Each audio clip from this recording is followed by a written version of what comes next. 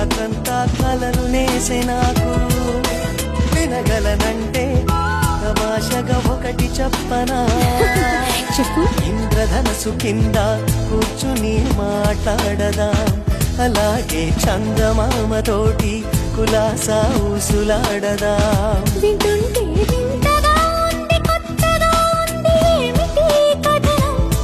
పొరపాటు కథ కాదు గత జన్మలోన జాజిపోల సువాసనేమో.